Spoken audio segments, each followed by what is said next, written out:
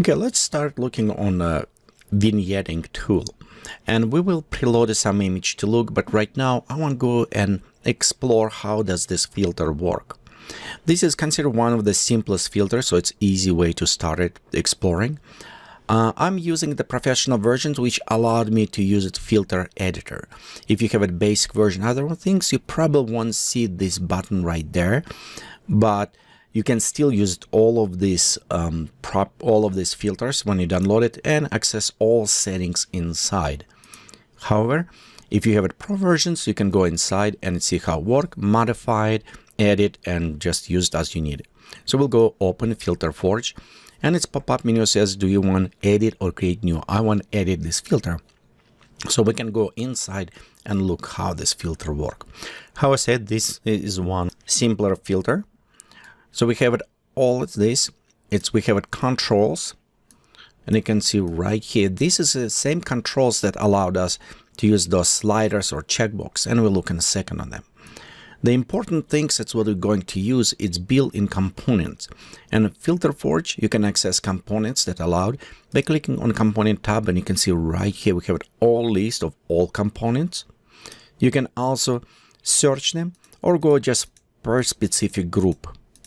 Okay, for now I will keep it open all so we can just scroll and preview them. You can see right here we have it frame, and frame it's a basic layout. So let's zoom out. Right here you can see it's creating the frame, and as a properties we have it content area where we can send colors, and if you click on the content you have a color right there. Notice on the bottom alpha I set to 0, so you can modify to different color you want it. So you can set different opacity, and you can change on different colors if you need it. So it's good if you're creating maybe different things, but for me, I don't want overlay color on the content for this, so I'm going to remove it.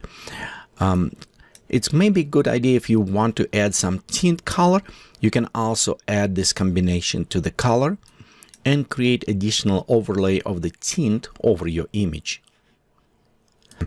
And as we speak, let's do this. So what I want to do right here, I'll go set my alpha to the 0. Okay, so we'll leave it like this.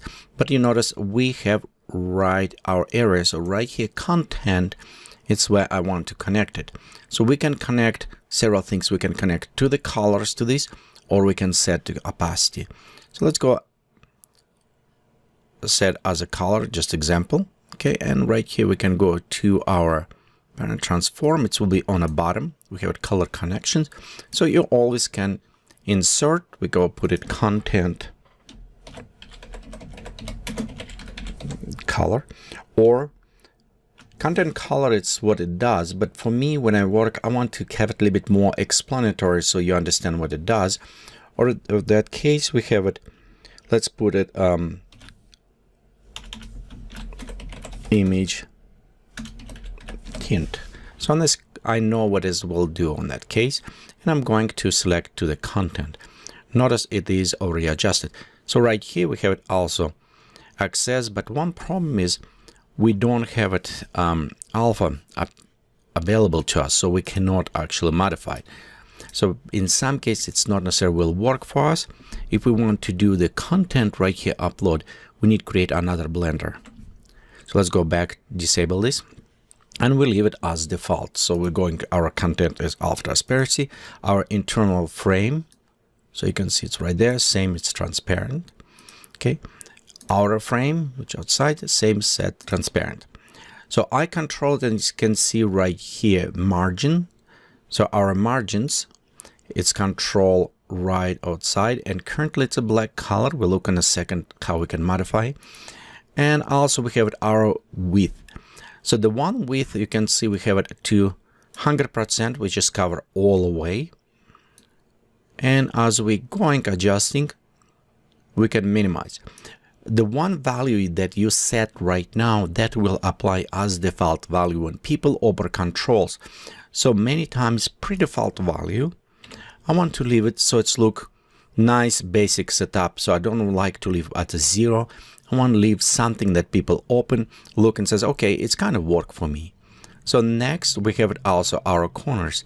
And this is the smoothness right here in the corner. So right now 30%, and you can see we can go all the way to make a circular one. However, many images, they actually, we do vignetting portraits or landscapes, so we don't necessarily want round, and we'll just leave it as 30% for now. Right on the bottom, you can see we're using remapping. You can use remapping. We don't use it in this case. In other filters, we'll look what is remapping does, but now we'll just leave it as is. Okay, so we have a frame. And after frame is going to our blur controls. So look on the edges. You see how they're blurring? The reason why I want blur those edges a little bit better in the image, I don't want sharp, but at the same time, I want to provide this control for the artist to create how much the blurring. And this connection to the radius, it's allowed me to add this feathering. Notice it's at 4 right now. And I want to preview. So if I go check, it's disabled. So let's do this way. When you click on your component, right click and says lock preview. So in this case, when I change, it does modify. I can modify and preview this. Okay. So look what's happening. You see how the feathering happened? So, and it's worked very well. So I want to keep it. And by default, it was 4, but you know what? Let's leave it as a 10. So we'll give it a little bit more feathering in even on this one. Okay. Let's go and remove our preview. After this, where blur is done, okay, right here, I want actually this merge to my overlay to my image. And I know we can pass some content through the frame, but I want to use it special blend mode. And reasons why I want to use the blend mode, so I can convert them. So right now it's going to the dark, but I noticed 2 vignetting which work very well. One, if you have it like a black to the from black, and another if you have it from white to this. So it's kind of 2 of them will work, and I want to modify this. And this is properties right here on a blend will help me. So blend, it's take 2 images. One is image that incoming and my frame, and overlay one on top another. Of course, my image main need be background, another foreground, and my blending mode will can set 2 areas to 2 properties. It's what I did. Okay, so let's go ahead, and right here you can see the opacity set overall. So this allowed me to overlay. And next one is checkbox, which is control my mode. And you can see right here, I use it checked, and I used also remapping. Remapping allowed me to select what mode I wanted. So let's click on this area where it set my remapping, and you notice I modify. So if it's checked, it's used multiply mode. If it's unchecked, it's used screen mode.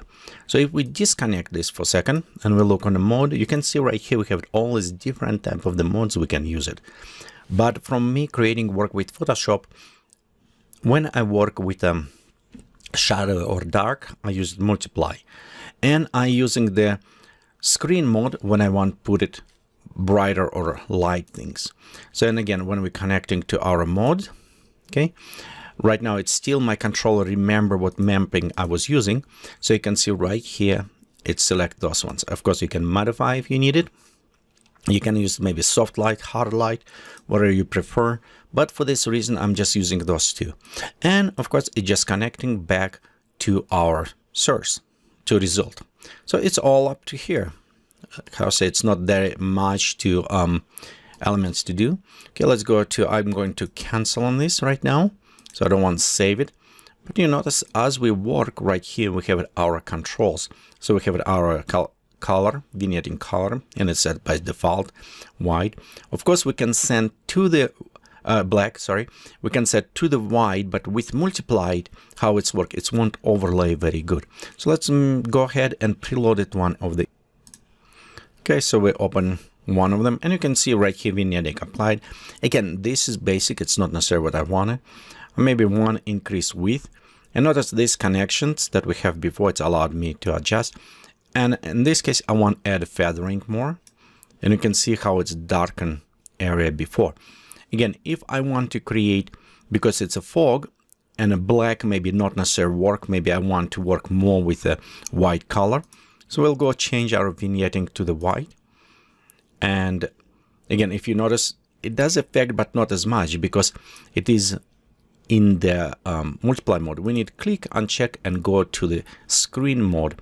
On this case, we can have this wider add.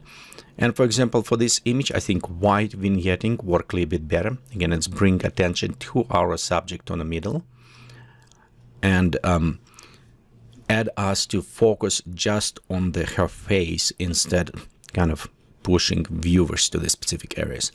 Again, this is very basic filter, so we'll start with this. And you can just, again, go analyze, see how it's work. You're not necessarily, again, restrained to 2 colors. I like them to use. You can use it also different color shifting. But remember, again, if you're using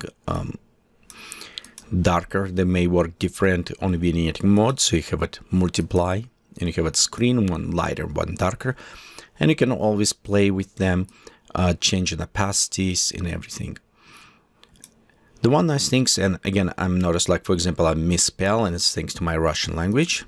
I'm not the best speller, so we can go back right here and just go replace